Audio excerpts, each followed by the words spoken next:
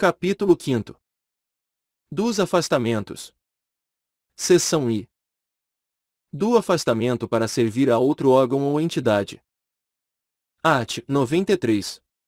O servidor poderá ser cedido para ter exercício em outro órgão ou entidade dos poderes da União, dos Estados, ou do Distrito Federal e dos municípios, nas seguintes hipóteses. Redação dada pela Lei nº 8.270, de 17 de dezembro de 91, Regulamento, vide Decreto nº 4.493, de 3 de dezembro de 2002, vide Decreto nº 5.213, de 2004, vide Decreto nº 9.144, de 2017.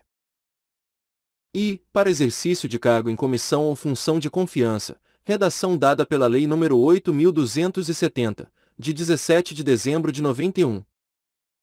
Segunda, em casos previstos em leis específicas. Redação dada pela Lei nº 8.270, de 17 de dezembro de 91.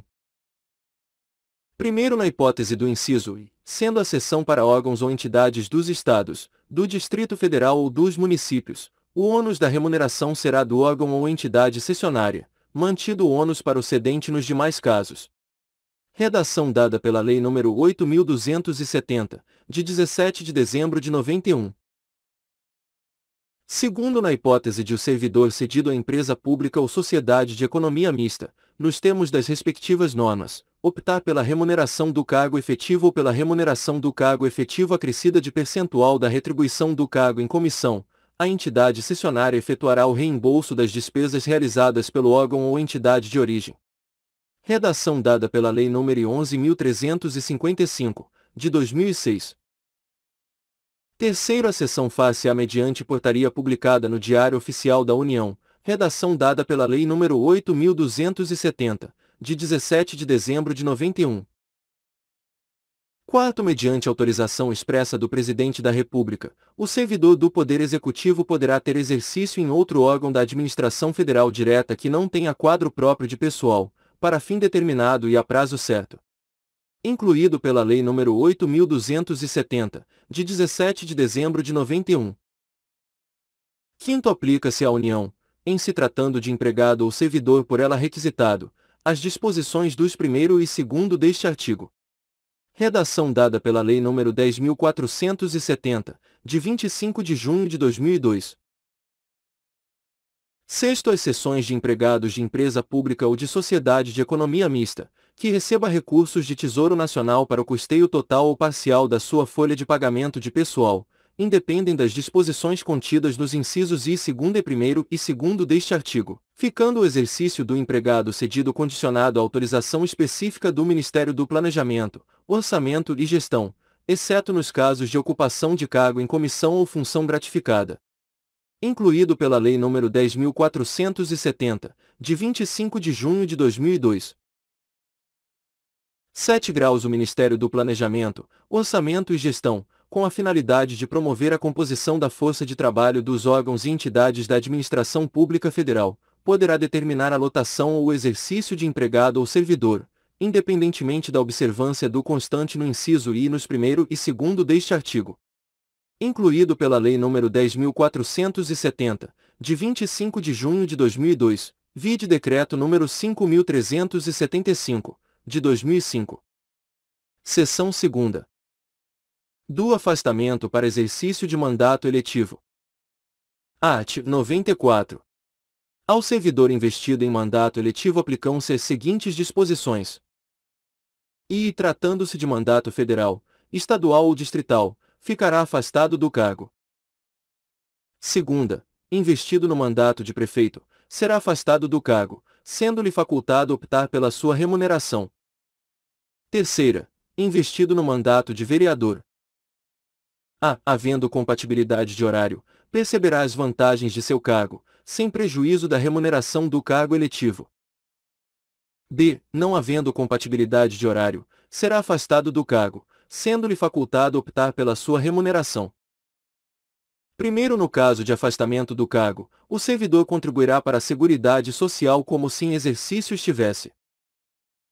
Segundo, o servidor investido em mandato eletivo ou classista não poderá ser removido ou redistribuído de ofício para localidade diversa daquela onde exerce o mandato. Seção 3ª. Do afastamento para estudo ou missão no exterior. Art. 95. O servidor não poderá ausentar-se do país para estudo ou missão oficial, sem autorização do Presidente da República, Presidente dos órgãos do Poder Legislativo e Presidente do Supremo Tribunal Federal. Vide Decreto nº 1387, de 1995. Primeiro, a ausência não excederá 4 anos, e fim da missão ou estudo, somente decorrido igual período, será permitida nova ausência. Segundo, ao servidor beneficiado pelo disposto neste artigo não será concedida exoneração ou licença para tratar de interesse particular antes de decorrido período igual ao do afastamento, ressalvada a hipótese de ressarcimento da despesa havida com seu afastamento. Terceiro, disposto neste artigo não se aplica aos servidores da carreira diplomática. Quarto, as hipóteses, condições e formas para a autorização de que trata este artigo, inclusive no que se refere à remuneração do servidor, serão disciplinadas em regulamento, incluído pela Lei nº 9.527, de 10 de dezembro de 97. Art. 96. O afastamento de servidor para servir em organismo internacional de que o Brasil participe ou com o qual coopere dar-se-á com perda total da remuneração. Vide Decreto nº 3.456, de 2000. Seção 4ª, incluído pela Lei nº 11.907, de 2009. Do afastamento para participação em programa de pós-graduação estrito sensu no país. Artigo 96-A. O servidor poderá, no interesse da administração, e desde que a participação não possa ocorrer simultaneamente com o exercício do cargo ou mediante compensação de horário, afastar-se do exercício do cargo efetivo, com a respectiva remuneração, para participar em programa de pós-graduação estrito sensu em instituição de ensino superior no país. Incluído pela Lei nº 11.907, de 2009. Primeiro ato do dirigente máximo do órgão ou entidade definirá, em conformidade com a legislação vigente, os programas de capacitação e os critérios para participação em programas de pós-graduação no país, com ou sem afastamento do servidor, que serão avaliados por um comitê constituído para este fim. Incluído pela Lei nº 11.907, de 2009. Segundo, os afastamentos para a realização de programas de mestrado e doutorado somente serão concedidos aos servidores titulares de cargos efetivos no respectivo órgão ou entidade há pelo menos 3 anos para mestrado e 4 anos para doutorado, incluído o período de estágio probatório, que não tenham se afastado por licença para tratar de assuntos particulares para gozo de licença capacitação ou com fundamento neste artigo nos 2 anos anteriores à data da solicitação de afastamento. Incluído pela Lei nº 11.907, de 2009. Terceiros afastamentos para a realização de programas de pós-doutorado somente serão concedidos aos servidores titulares de cargos efetivo no respectivo órgão ou entidade há pelo menos 4 anos, incluído o período de estágio probatório, e que não tenham se afastado por licença para tratar de assuntos particulares ou com fundamento neste artigo, nos 4 anos anteriores à data da solicitação de afastamento. Redação dada pela Lei nº 12.269, de 2010. Quarto, os servidores beneficiados pelos afastamentos previstos nos 1º, 2º e 3º deste artigo terão que permanecer no exercício de suas funções após o seu retorno por um período igual ao do afastamento concedido. Incluído pela Lei nº 11.907, de 2009. Quinto, caso o servidor venha a solicitar exoneração do cargo ou aposentadoria, antes de cumprido o período de permanência previsto no 4º deste artigo, deverá ressarcir o órgão ou entidade, na forma do artigo 47 da Lei nº 8.112, de 11 de dezembro de 1990, dos gastos com seu aperfeiçoamento. Incluído pela Lei nº 11.907, de 2009. Sexto, caso o servidor não obtenha o título ou grau que justificou seu afastamento no período previsto, aplica-se o disposto no 5º deste artigo, salvo na hipótese comprovada de força maior ou de caso fortuito, a critério do dirigente máximo do órgão ou entidade. incluído pela Lei nº 11.907, de 2009. Sétimo, aplica-se a participação em programa de pós-graduação no exterior, autorizado nos termos do artigo 95 desta lei, o disposto nos 1º a 6º deste artigo. Incluído pela Lei nº 11.907, de 2009. Capítulo 6º. Das concessões. Art. 97. Sem qualquer prejuízo, poderá o servidor ausentar-se do serviço. E, por um dia, para doação de sangue. Segunda, pelo período comprovadamente necessário para alistamento ou recadastramento eleitoral, limitado, em qualquer caso, a 2 dias, redação dada pela Lei nº 12.998, de 2014. Terceira, por 8 dias consecutivos em razão de a. Casamento. b. Falecimento do cônjuge, companheiro, pais, madrasta ou padrasto, filhos, enteados, menor sob guarda ou tutela e irmãos. Art. 98. Será concedido horário especial ao servidor estudante, quando comprovada a incompatibilidade entre o horário escolar e o da repartição, sem prejuízo do exercício do cargo. Primeiro, para efeito do disposto neste artigo, será exigida a compensação de horário no órgão ou entidade que tiver exercício, respeitada a duração semanal do trabalho. Parágrafo renumerado e alterado pela Lei nº 9.527, de 10 de dezembro de 97. Segundo, também será concedido horário especial ao servidor portador de deficiência, quando comprovada a necessidade por junta médica oficial, independentemente de compensação de horário. Incluído pela Lei nº 9.527, de 10 de dezembro de 97. Terceiro, as disposições constantes do segundo são extensivas ao servidor que tenha cônjuge, filho ou dependente com deficiência. Redação dada pela Lei nº 13.370, de 2016. Quarto, será igualmente concedido horário especial, vinculado à compensação de horário a ser efetivada no prazo de até um ano, ao servidor que desempenhe atividade prevista nos incisos I e segunda do caput do artigo 76-A desta lei. Redação dada pela Lei nº 11.501, de 2007. Art. 99. Ao servidor estudante que mudar de sede no interesse da administração é assegurada, na localidade da nova residência ou na mais próxima, matrícula em instituição de ensino congênere, em qualquer época, independentemente de vaga. Parágrafo único. O disposto neste artigo estende-se ao cônjuge ou companheiro, aos filhos, ou enteados do servidor que vivam na sua companhia, bem como aos menores sob sua guarda, com autorização judicial. Capítulo 7º. Do tempo de serviço. Art. 100. É contado para todos os efeitos o tempo de serviço público federal, inclusive o prestado às Forças Armadas.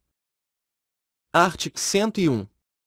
A apuração do tempo de serviço será feita em dias, que serão convertidos em anos, considerado o ano como de 365 dias. Parágrafo único. Revogado pela Lei nº 9.527, de 10 de dezembro de 97.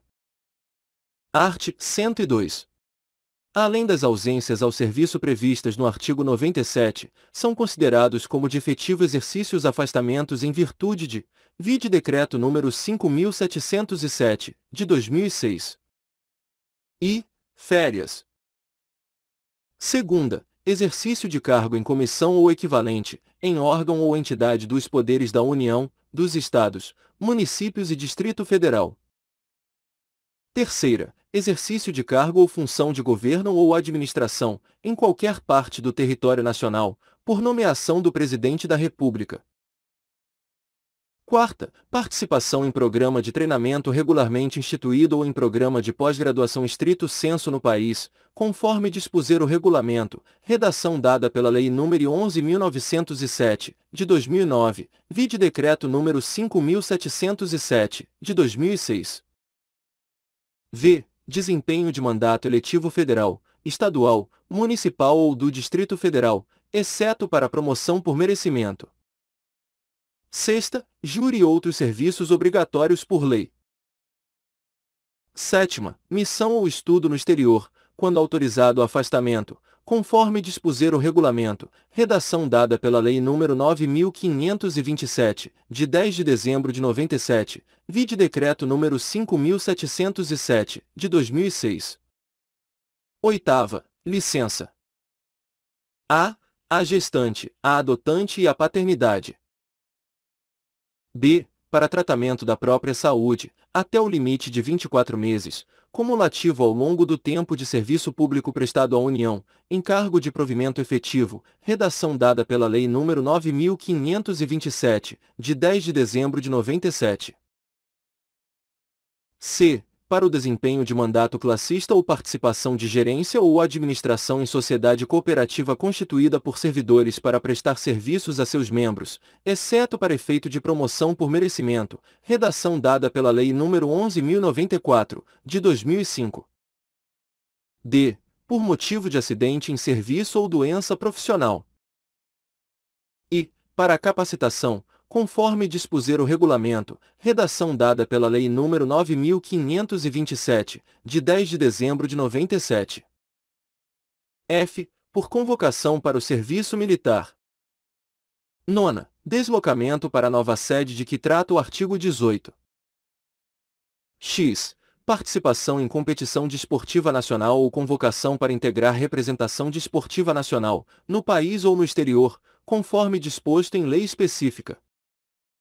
X. Afastamento para servir em organismo internacional de que o Brasil participe ou com o qual coopere. Incluído pela Lei nº 9.527, de 10 de dezembro de 97. Art. 103. Contar-se-á apenas para efeito de aposentadoria e disponibilidade. E. O tempo de serviço público prestado aos Estados, municípios e Distrito Federal. Segunda, a licença para tratamento de saúde de pessoal da família do servidor, com remuneração, que exceder a 30 dias em período de 12 meses. Redação dada pela Lei nº 12.269, de 2010. Terceira, a licença para atividade política, no caso do artigo 86, segundo. Quarta, o tempo correspondente ao desempenho de mandato eletivo federal, estadual, municipal ou distrital, anterior ao ingresso no serviço público federal. V. O tempo de serviço em atividade privada, vinculada à Previdência Social. Sexta, o tempo de serviço relativo a tiro de guerra. Sétima, o tempo de licença para tratamento da própria saúde que exceder o prazo a que se refere a linha B do inciso 8º do artigo 102. Incluído pela Lei nº 9.527, de 10 de dezembro de 97. Primeiro, o tempo em que o servidor esteve aposentado será contado apenas para nova aposentadoria.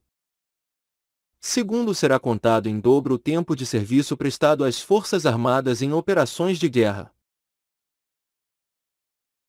Terceiro, é vedada a contagem cumulativa de tempo de serviço prestado concomitantemente em mais de um cargo ou função de órgão ou entidades dos poderes da União, Estado, Distrito Federal e Município, autarquia, fundação pública, sociedade de economia mista e empresa pública. Capítulo 8º.